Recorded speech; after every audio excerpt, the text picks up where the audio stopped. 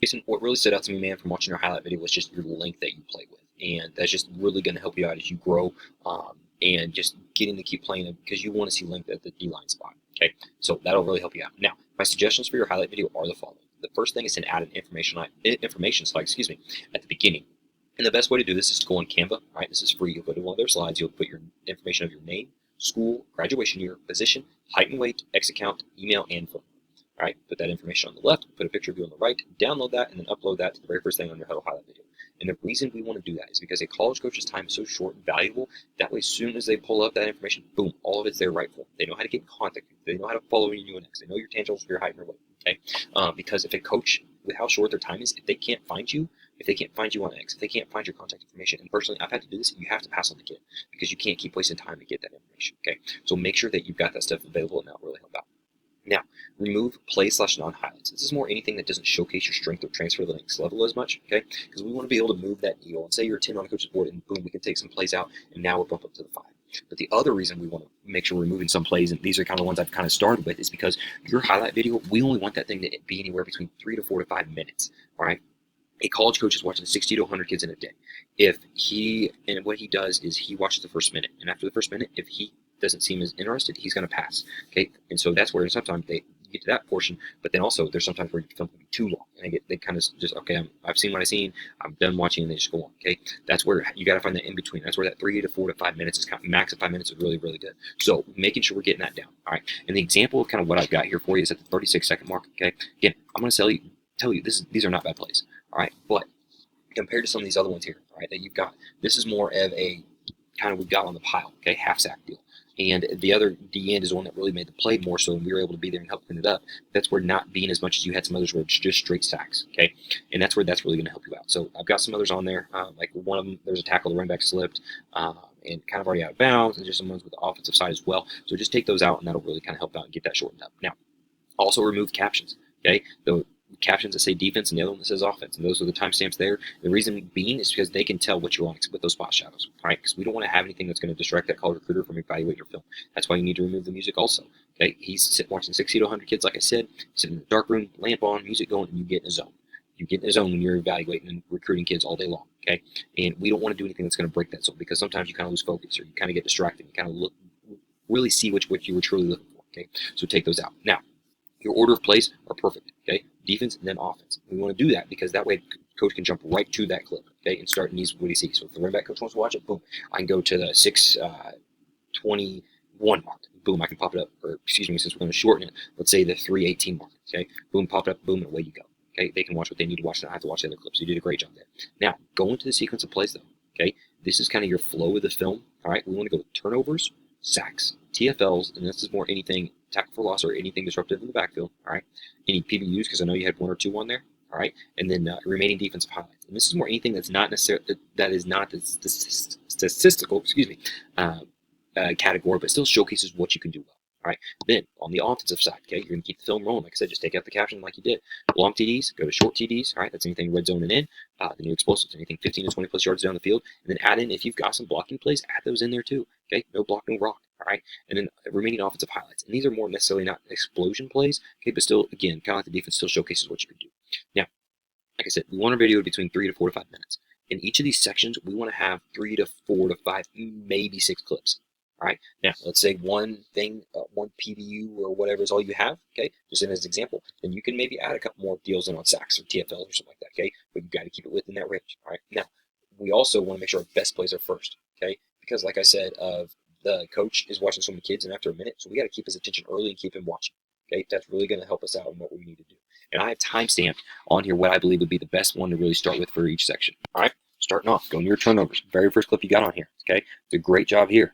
All right, coming off the edge here, and again, kind of like how you've done, there's times you're in a 3-point stance, sometimes you're in a 2-point stance, probably because of the defense you guys are playing. It's a great job, but a great forced fumble there. Okay, great job going off the edge, showing your speed. That's what they're looking for. All right, next, going to your sacks, going to the 12-second mark. You're starting off again here exactly with what you need, turnovers, and then your sacks. Okay, boom, showing the physicality and violence. That's what they want to see. Okay, great job. Then next, going to the 44-second mark here. All right, showing this TFL. Okay, great job. We're dropping back, read the screen, boom. Come up, you see the reaction, you see the physicality. That's what they want to see. That's why we got to put that in there. Okay, the excitement, the explosiveness. That's what they want to see. All right. Then your PBU at the 229 mark. All right. Great job dropping back. It's still showcasing you can do a little bit of both. So maybe even if, depending on what school you go to, they put you in a D and drop, boom, you can know what you're doing there. Okay. The remaining defensive highlight. All right. At the 326 mark. Okay. Just to still showcase what you can do. All right. Run away, but we're not getting too far. And boom, showing that physicality right there. Okay. Still having to play pursuit, but it's not a huge gain and we're not getting drugged, but still showing that physicality, all right, or something down the line or something like that. That's what they really want to see, okay? So that's the defensive side. Now, your other stuff, the long TDs, short TDs, explosives, that stuff's kind of self-explanatory. You can see that stuff there just due to time, but I'll pull up right real quick the remaining offensive highlight just so you can kind of see what I'm talking about here, okay? And the reason being on this one at the 714 mark is just, it's not a 15-yard run, but boom, you still get a good 10-yard run showing the physicality, okay? That's what they're really looking for. So add that information slide, remove place, make the film shorter, okay? Remove captions, remove music, your order of place is great, all right? And then change that sequence. Overall, this will provide a more dynamic highlight video for college coaches. Now, after going over the game film feedback, let's take a look at what divisions you should target, all right? I'm basing this off the most recent highlight video, which is exactly what college coaches are going to do and where the athlete can receive a scholarship right now. This is a current evaluation opposed to a projected evaluation off this film, okay? And with that being said on the criteria they're looking for, first thing is graduation year. You've got a couple years. Use this to your advantage. Know how you need to set things up. Know how you need to improve. That's really going to help us out. But for a D-line guy, they're going to look at your size, your foot speed, your flexibility, and your power and strength. All right. And with that being said, the levels you should look at today for a scholarship are upper D3 to that NAI level.